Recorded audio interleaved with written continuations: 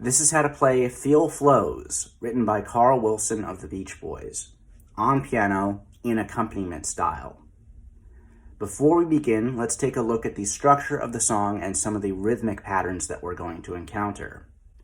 The song starts off with a short introduction piece, which then segues directly into the first verse of the song. The verse then in turn transitions into the chorus, and then back into another verse and a chorus after that, before reaching its bridge, which then goes on for a little bit before we get to the next piece of the song, which is this short little interlude section. And then the last verse occurs before the chorus repeats twice in sort of the finale of the song. And then the song ends on a shortened version of what is essentially the bridge of the song. It follows the same exact patterns as the bridge in terms of its rhythms and chords and everything pretty much. In terms of the rhythmic patterns that we're going to encounter, the vast majority of the song is in alternating rhythm. So this 1, 2, 1, 2, with the bass notes being played after every 2 hits of the right hand chord. Just like that. Really quickly before we begin, I also want to give a quick shout out and a thank you to my brother-in-law for assisting me with figuring out some of the more difficult to hear bass parts of this song. This song has a few sequences of bass notes which are not easy to hear. And due to the fact that there are not that many materials out there in general about this song, and due to the fact that the sheet music is only partially accurate to what is actually played on the studio recording, this one presented a unique challenge that I felt I needed his help with. My brother-in-law he's incredible with music. He has a background in music theory. He does music production work. He has a trained ear himself. He is one of these people where you could throw anything at him and he'll be able to figure it out. No matter what, and amazingly, he was able to help me figure out these parts, and so this video would not be possible without him. So I just want to say thank you to him, and also happy birthday to him, because his birthday is actually very, very soon as of the time that I am recording this video. Alrighty, now, without further ado, let's begin. In terms of the introduction, I actually want to group the introduction with the verses in terms of this presentation of how to play them, just because the introduction to this song is very, very short, and it is very, very similar to the very first chord of the verses anyway, which it directly transitions into. So, introduction has this chord playing 8 times. This chord is A, C, F. So it's F over A, essentially. And in the left hand, we have this C. And this is the middle C on the keyboard, by the way, just for reference. But we have this C down here. Like I said, we're playing this 8 times, alternating it with this C note.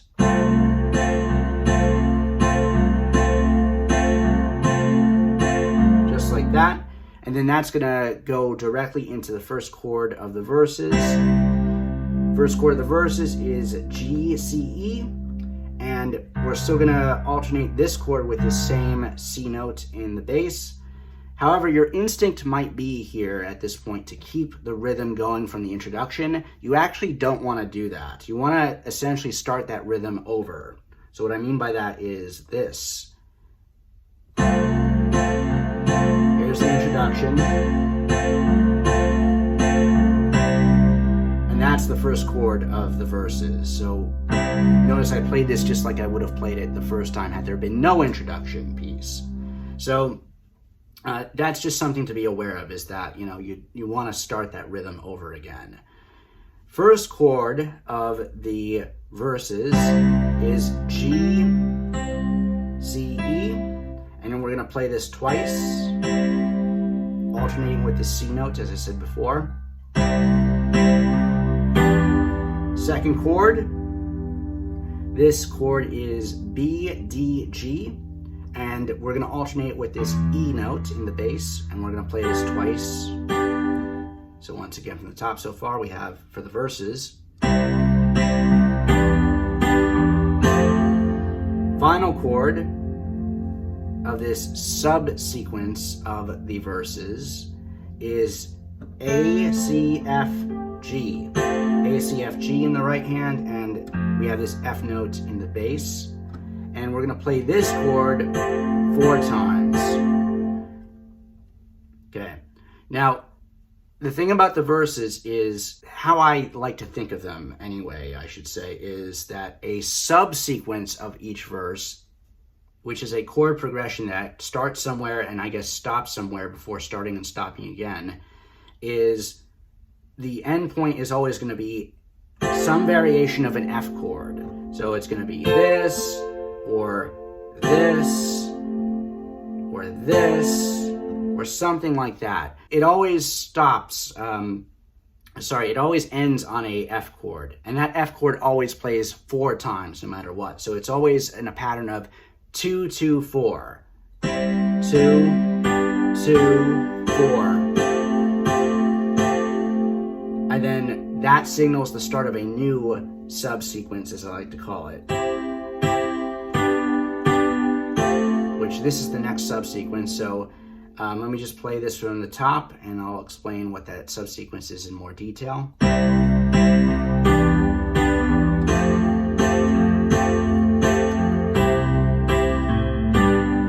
So, first chord of this subsequence, this next one, is C, E, G, and in the left hand we have the C note from before again. And playing this twice.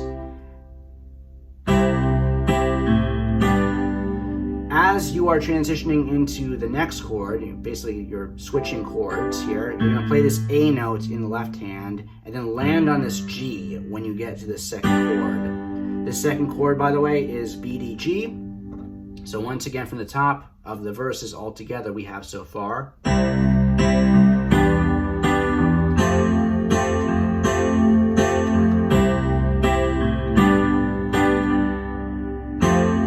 we're going to end on this F chord again, or this F over A chord. It's the exact same chord we ended the previous subsection on. Just like that. So far in total we have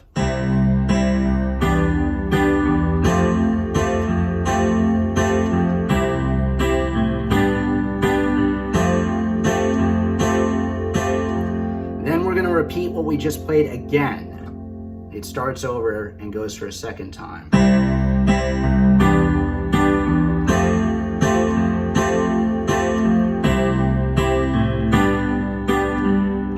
Except when we get to this last F over A chord from this sequence, the second time we play it, I actually like to play this not with a G note, but with an A note for this last time.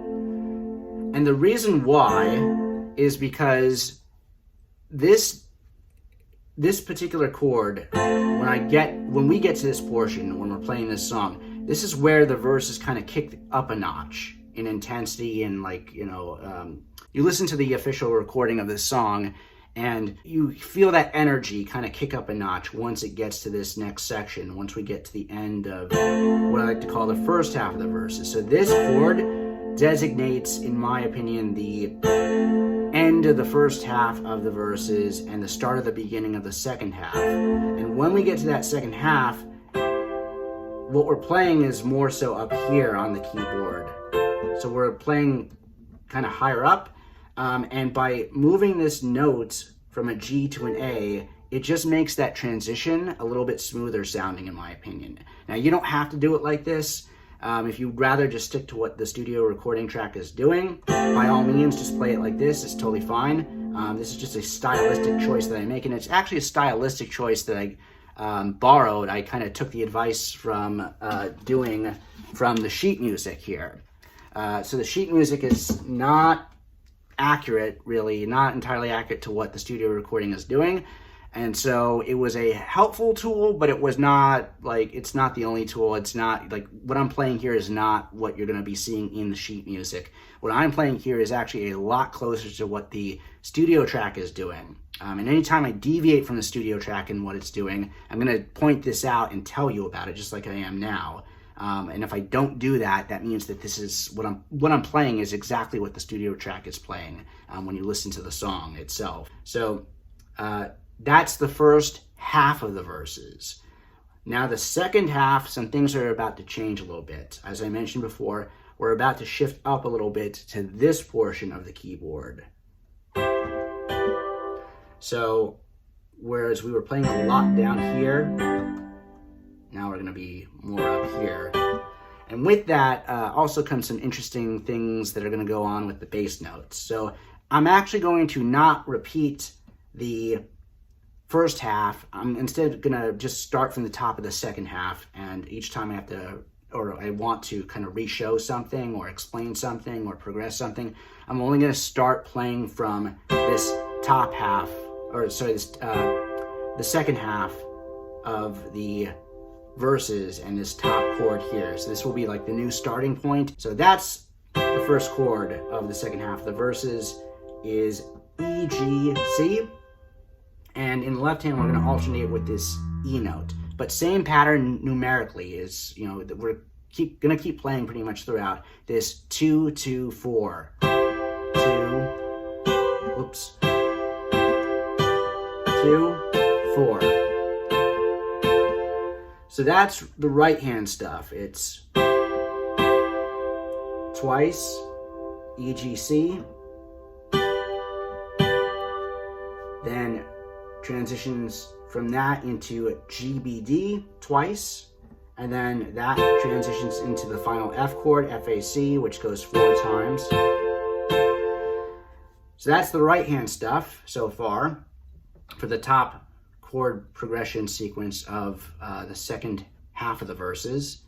Now let me show you what the left hand's going to do. So this first chord here, E, G, C, we're going to hit this E note. Okay. So as we are transitioning from this chord to this G, B, D chord in the right hand, we're gonna hit the E a second time, and when we get to this chord, we're gonna hit a D note along with it.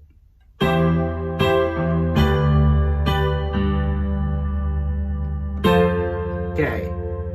And as we are switching from GBD to FAC, we're going to hit the G in between, and then when we hit the FAC, we're going to land on this F note.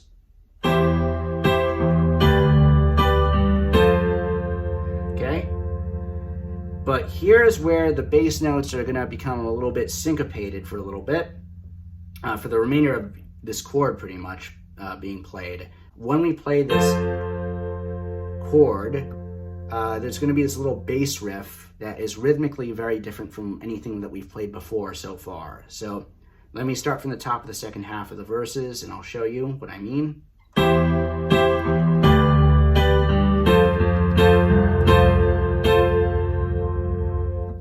So the bass notes,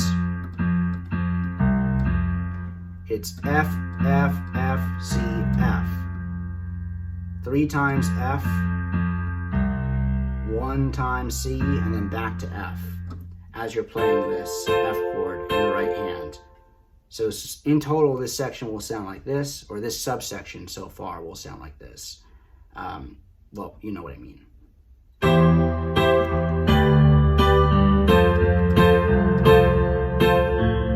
So as you are transitioning to the next chord, you're going to hit this A note, and then you're going to land on the C in the left hand, and in the right hand we have as the first chord of this next subsequence G, C, E. So far again we have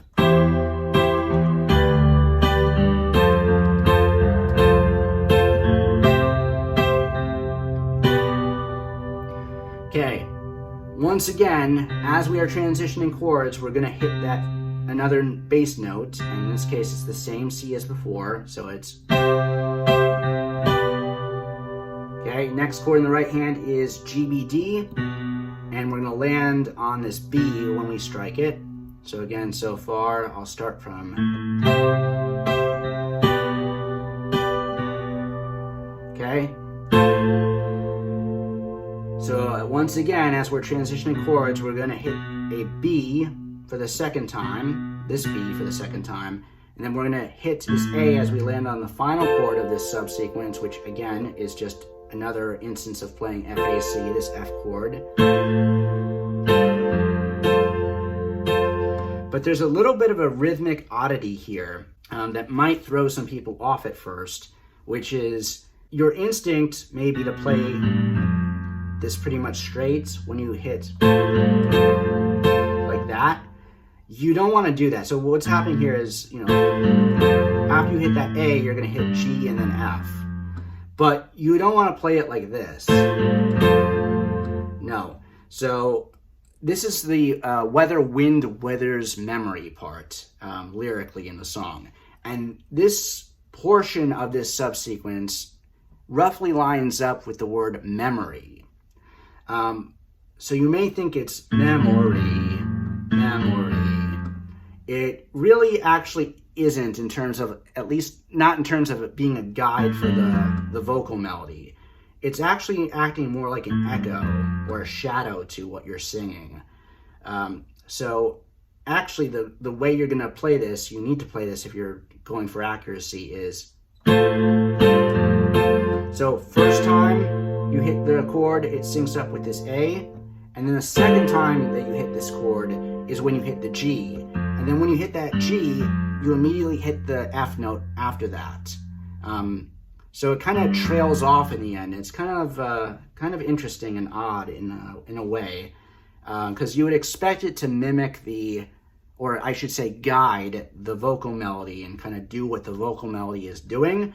But in this case, it kind of isn't, but also kind of is. It's really kind of trailing off and shadowing it.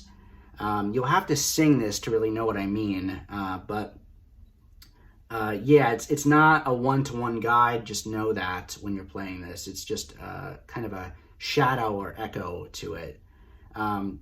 So far, again, we have this.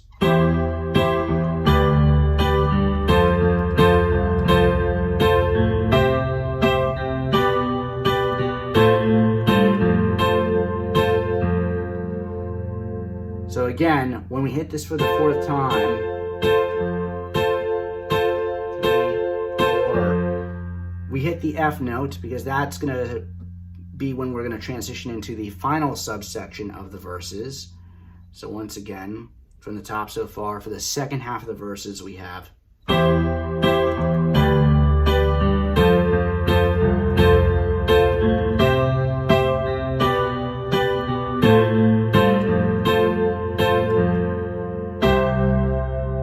Okay, next chord, and this is the final subsequence of the verses, as I mentioned just a moment ago. We have G, C, E in the right hand again. And the first bass note we're going to hit is this C along with it. So here's something a little interesting is, well, you'll see. So it's, we're going to actually double tap the C. So kind of as we're transitioning between this chord, we're going to play it like, basically like how we played F as we were transitioning from the previous chord into this chord, but we're actually going to double tap it. So when you land on the next chord in the right hand, that should roughly align with the second hitting of the C note. But speaking of the second chord in this sequence, this is actually really interesting. This is not, you would think it's this, for this last portion, you would think it repeats from what we were playing before. So remember how when we were playing the previous section, it was this in the right hand, focus on my, oops, sorry. It was this in the right hand.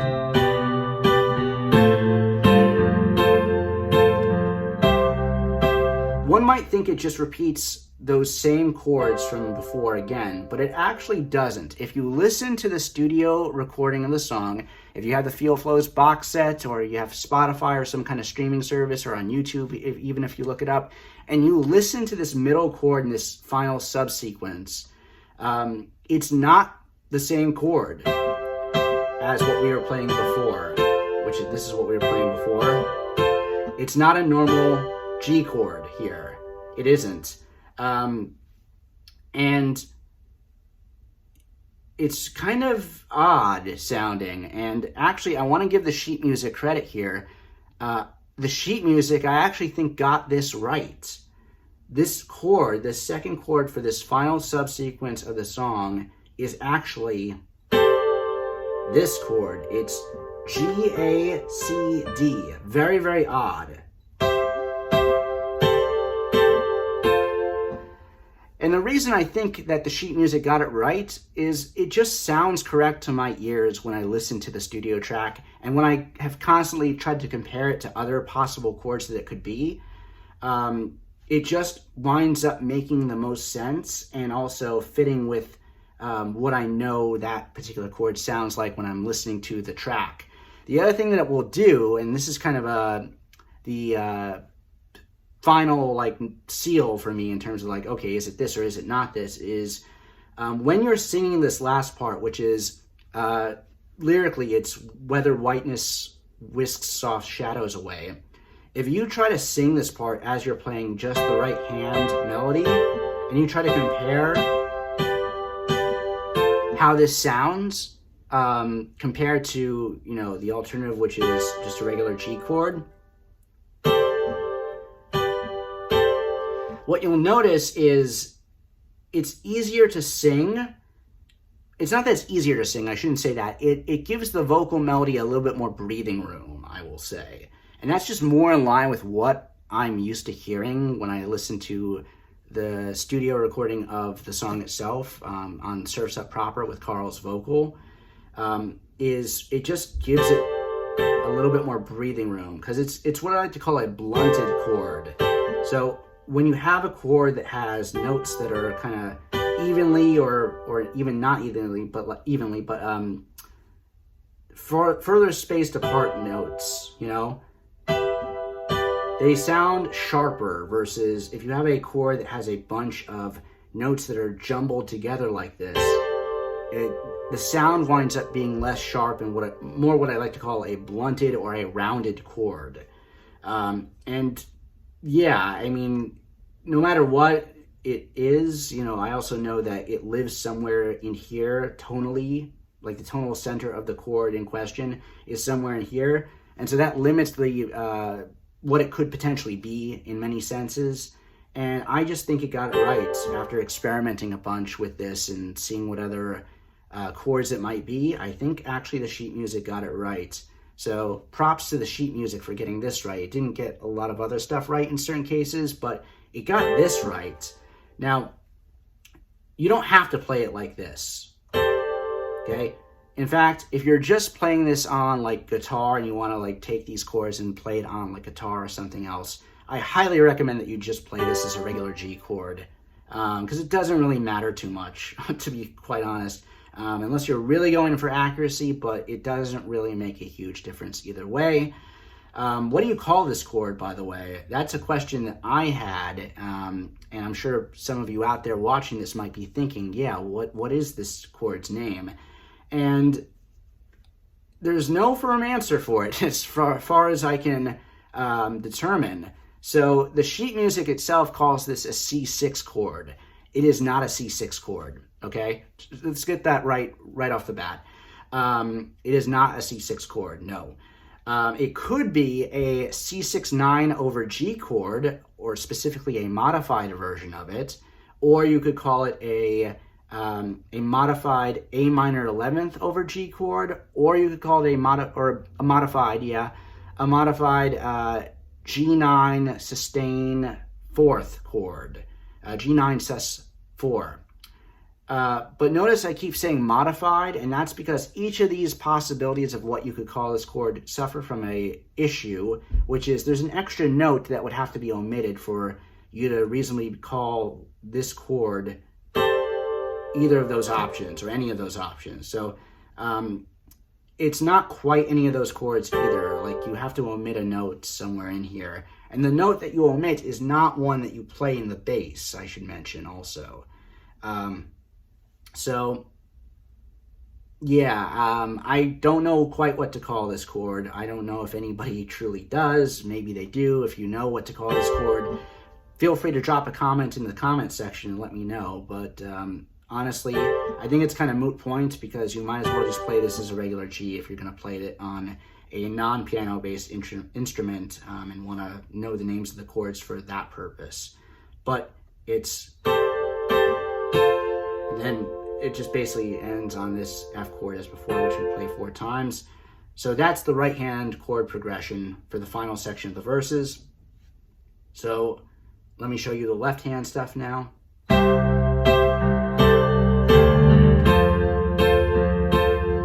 Okay, let's start that again, and I'll try to slow down and show you what I'm doing. But you're double tapping the C. Tapping it once as you're changing chords from this to this, so like in between is when you start that first tap, and then you're gonna tap it the second time when you first hit this chord the first time.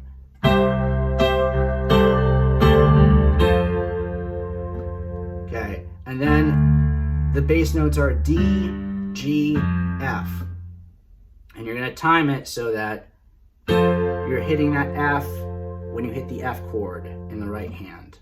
So once again, I'll just show you this from the top of this subsection.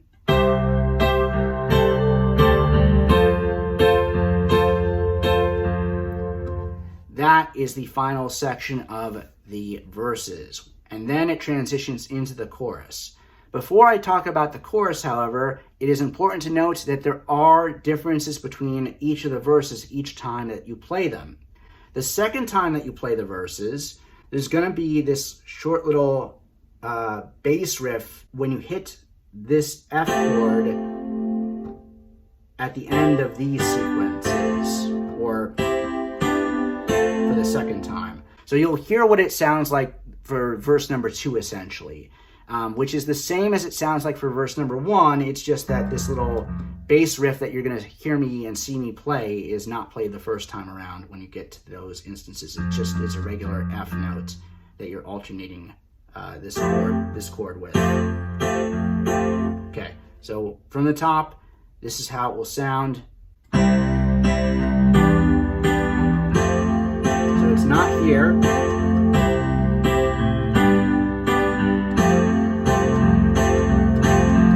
That was it. And repeats.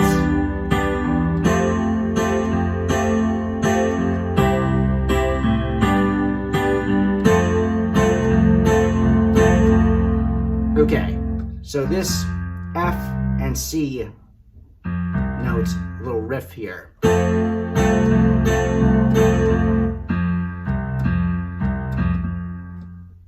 F, C, F, C, F, F.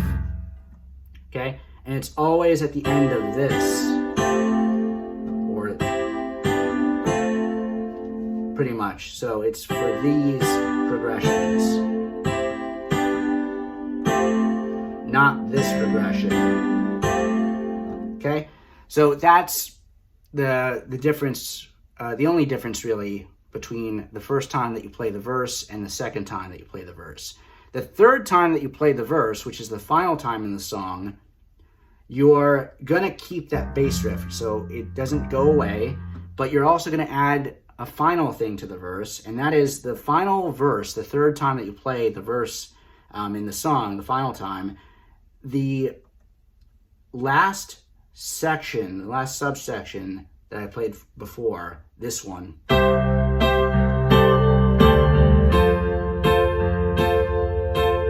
which normally you go into the chorus from here, but you're actually going to repeat this an additional 2 times.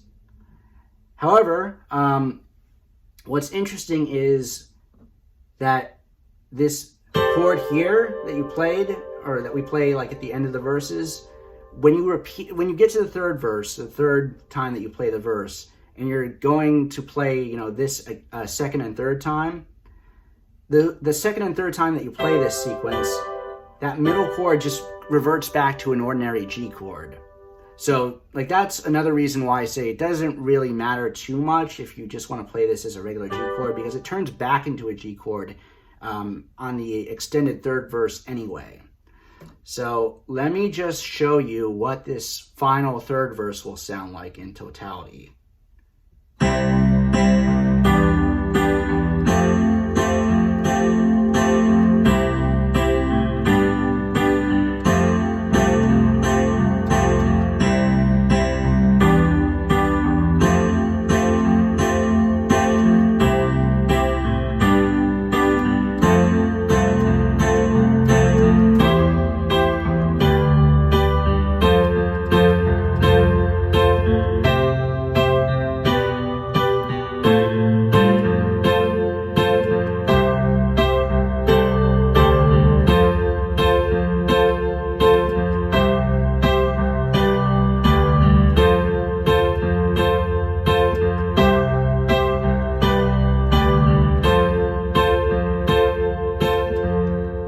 That's when you go into the chorus for the final time, which actually plays twice. The final chorus plays twice, in one after the other, basically.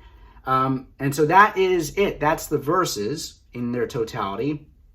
And so let's get into the chorus next. Okay, the chorus. The chorus is actually very, very simple. It's just two chords and a single bass note that alternates with them. The first chord of the chorus is this chord in the right hand.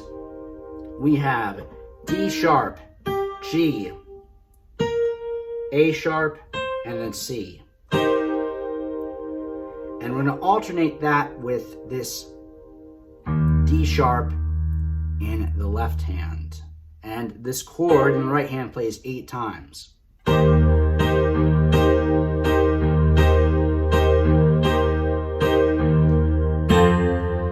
Next chord for the for the chorus, excuse me.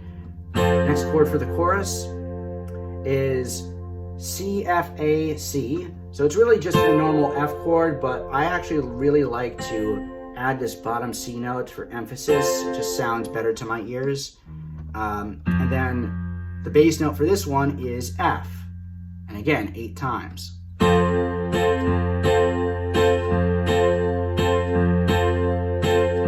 But that's pretty much it for the choruses.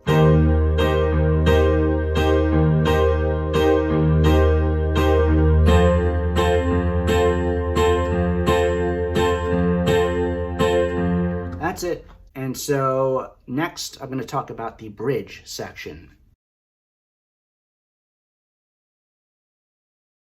Okay, the bridge section.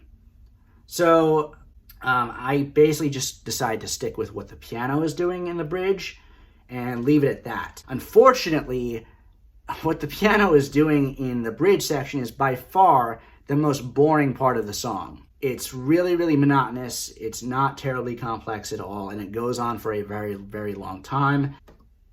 Basically, what the piano is doing, the function of the piano, I should say, and what it's doing here, is the piano is almost acting like a platform for the other instruments in this section to do what they're doing, which is they're doing much more interesting stuff, as I just said. And the piano is like the base, the stage, basically. It's the stage in which the other instruments are basically standing on and doing what they need to do. You can almost think of it as a, if you had to visually put an analogy out there for this, the piano is like a stage for a play, and the other instruments are like the actors actually standing on the stage and doing what they're doing. It's like you're focusing on what the actors on stage are doing. You're not looking at the floor that they're standing on. That's kind of how I would describe this part of the song. Is the piano is basically the floor that the other instruments are metaphorically standing on. So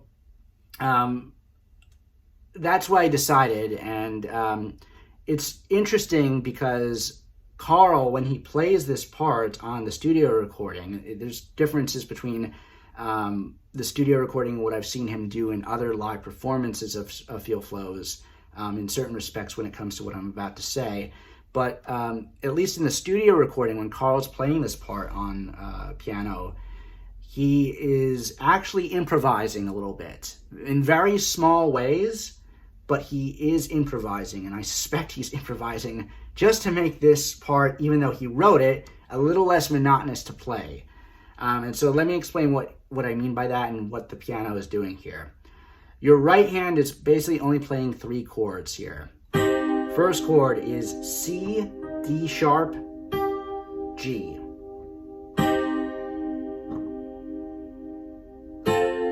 Second chord is C, F, A. So F over C essentially.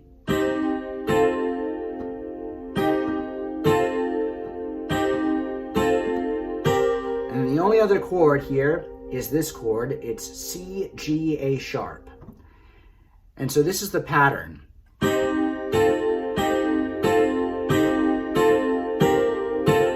Just like that. It's 1, 2, 3, 4, 5, 6, 7, 8. That's all the right hand is doing throughout the bridge, pretty much. Repeat.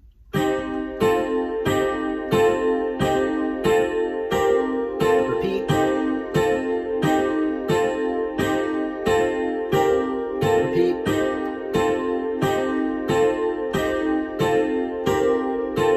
And so on and so forth. That's all you're doing for quite a bit of this song if you're playing piano, if you're playing the piano part. The left hand, so rhythmically there's a little bit of a change here. I mentioned before, rhythmically it does shift a little bit. This first chord here, when you get to this 1 beat, so remember 1, 2, 3, 4, 5, 6, 7, 8, I'm speeding up here obviously, but at the start, this chord in the right hand, this first one, you're going to play a G in the left hand. So, then second chord, we're going to play this with this C note. So they're played in sync with one another, the left hand and the right hand, what they're doing. Okay? 4. So we hold down this C note, essentially, once we hit it on the 2 beats. So, until we get to this 4th one. When we get to this 4th chord, that is going to start our ascent up the keyboard. And so, this signals that you're going to play this for this ascent part. So you're going to play the C again, and then D sharp, and then F, F. It's a double tap. You double tap the F, basically. And then you hold that until the end of this sequence. So it'll actually sound like this in total.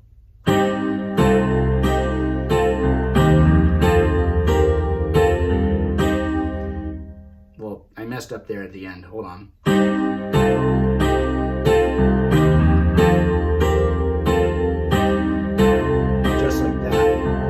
Misclick there, but you get what I mean.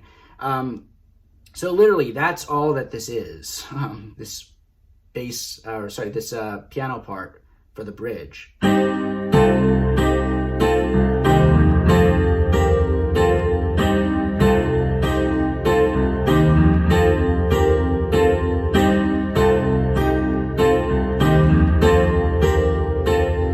That's all you're doing. Now, I mentioned just a couple of minutes ago that Carl improvises. Well, what is he improvising on the studio recording anyway? Well, he'll actually randomly double tap the G or double tap the C or both. So really, how I suspect he wrote this part, or may have written this part, is just single tap this, single tap this. Whoops. Single tap this, single tap this. And then double tap the F. So the F, I suspect, is the only note that's supposed to be double tapped. But he will randomly double tap the G or the C. So he would either do some variation of this, or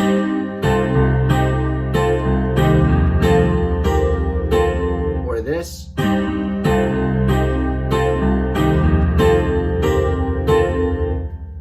you know, so on and so forth. And he's doing this completely randomly as far as I can tell. So, I mean, to me, that almost signals how monotonous this particular part of the song can be for the piano part. But the fact that Carl Wilson, who's playing this and who wrote this part, is just randomly inserting this stuff in, probably to stave off a little bit of monotony and make this part a little bit more interesting to play and not so tedious.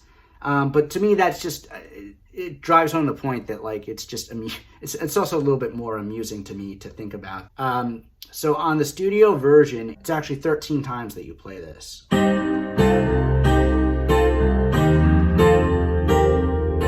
You're playing that basically 13 times in total. But that's actually not the end of the bridge. The bridge goes for an additional 1.5 cycles after that, but it does change a little bit.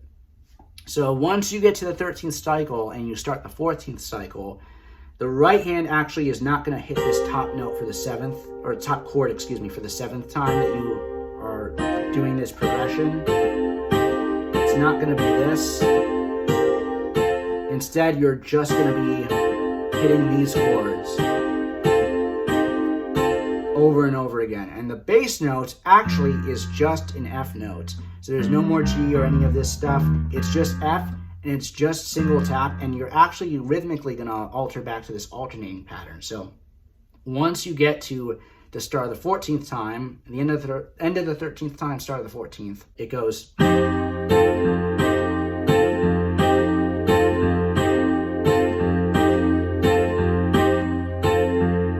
Yeah, that's the only change for the last 1.5 cycles. So in total, it actually goes for 14.5 cycles if you're trying to mimic the studio version.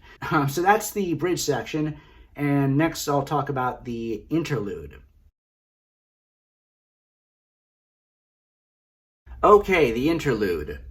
Basically, what's going to happen is your right hand is going to shift up 1 octave from where it was playing previously in the bridge. So previously it was down here. I'm going to shift it to up here, this area.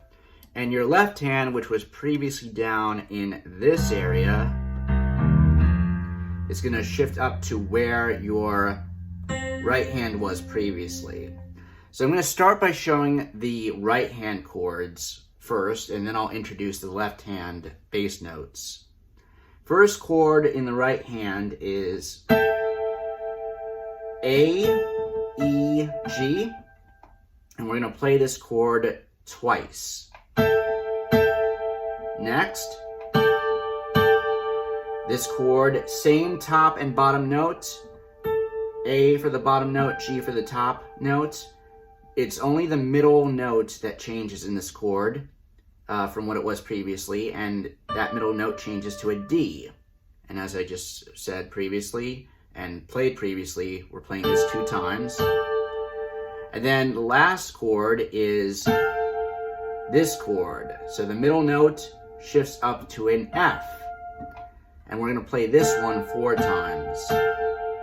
And then the cycle repeats. So I'll start from the top, but it's basically going to repeat 3 times in total. So it'll be...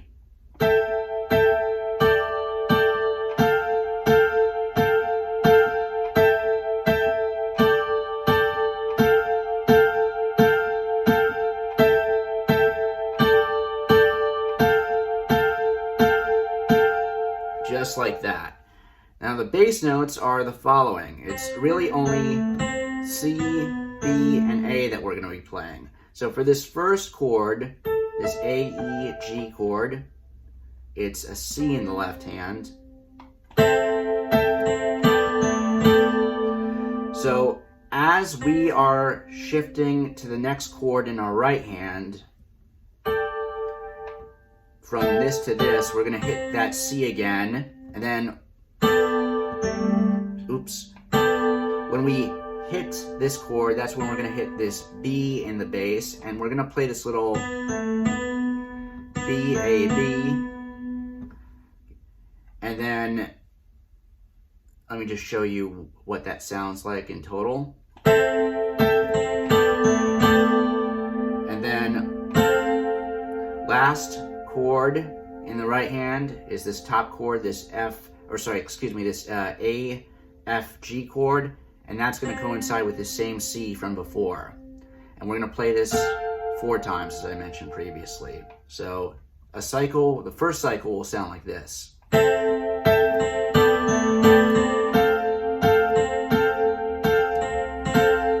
So I messed up a little bit there, but when it repeats, when you go for the next cycle, you actually are going to double tap the C. So it'll sound like this in total, but it will basically continue 3 times, but with that one change where when you are shifting from this chord to this chord to start the cycle again, you're going to double tap that C.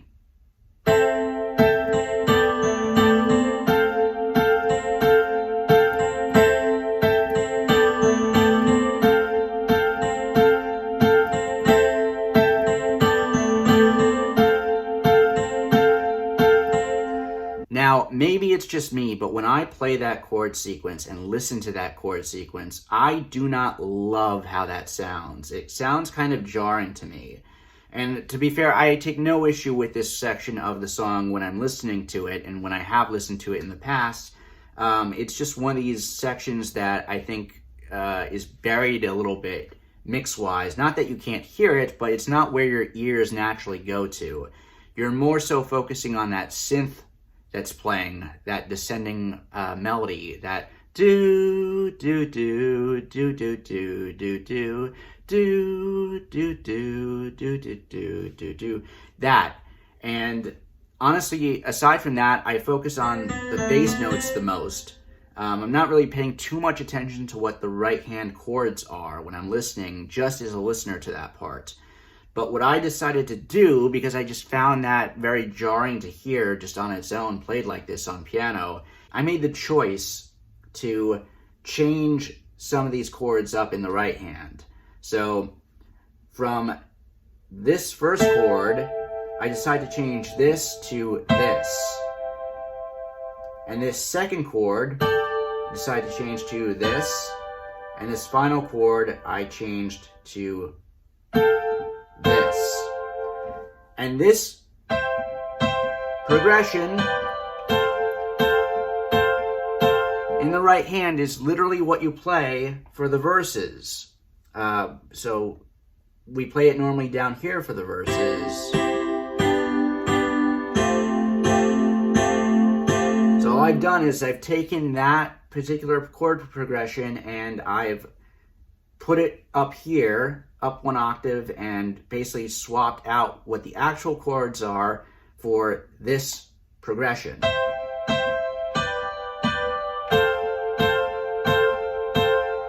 That was a stylistic choice that I made, and so by no means am I saying that everybody should do that or must do that. Honestly, I am a stickler for accuracy, so I am all for keeping things the same as much as possible. But in this case, I just found it very jarring and just decided to swap it out with that. What you also will notice is the original chord of each instant, like the original chords are not that dissimilar structure-wise from what I'm replacing them with. So for example, this is the first chord, and this is what I replaced that first chord with. All I've done is replace this A with this C, and the C is what's played in the bass anyway. Likewise, for this second chord, I've replaced this with this. All I've done is move that A note up to a B. And in the bass, we're playing B, A, B anyway, which, you know, covers both of these notes here that I'm manipulating. And then the final chord is, oops, it's this. And all I've done is I've swapped that with this. And so the only thing I've added is this C note. And C is what is played in the bass anyway. So I replaced what I played previously with this.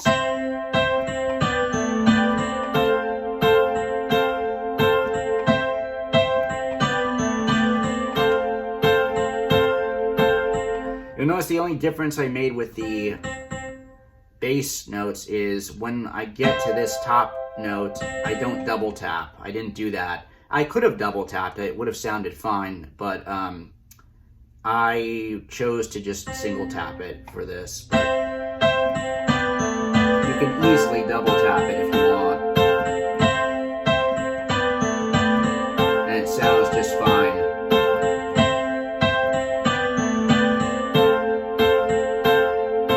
Either way works. And so that's it. That is the interlude. Next, I want to talk about the end section of the song, which is a shortened version of the bridge, as I mentioned earlier. Okay, the ending to the song. The ending is basically just a shortened version of the bridge. If you recall earlier from when I covered the bridge section, I termed this as comprising one cycle. So with the added bass notes, it's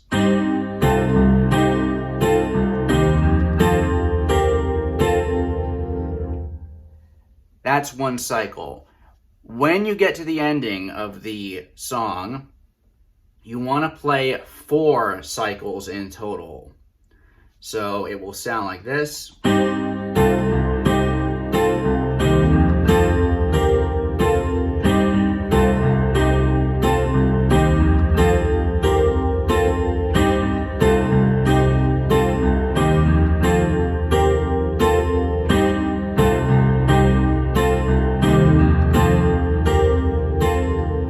When you get to this point, however, remember how in the bridge, for the last 1.5 cycles, the rhythm changes and what you're playing in both hands kind of changes? That's going to happen here too. And so basically, when you get to the end of the 4th cycle, that's when it's going to shift to this.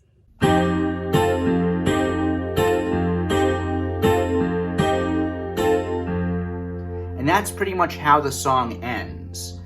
So it's 2, 3, 4, 5, 6, 7, 8. So you can think of it as one cycle here. So altogether, the ending will be like this.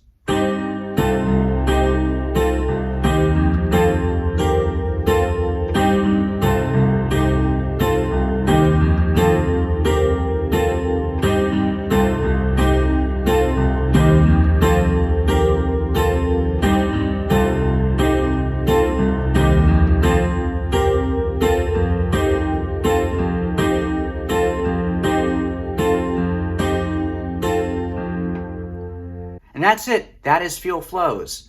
Thank you so much for watching. I hope this tutorial was helpful and insightful. If you have any questions about Feel Flows, feel free to leave a comment in the comment section. I will do my best to answer it.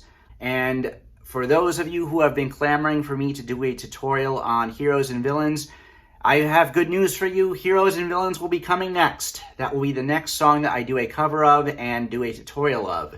So keep an eye out for that. That will be happening within the near future. And I'll also be doing a couple of other Smile songs along with it. At some point, I will get back to covering and doing tutorial videos for more Surf's Up and Sunflower songs. And I will also have an occasional song here or there, a Beach Boys song that is, that I'll be doing tutorials of and covers of that may be a surprise, a pleasant surprise to my viewers. Hopefully, they're going to be songs that are not on the 3 albums that I've just mentioned in the past minute or so. So please keep an eye out for them, and thank you so much, and smile on, and peace.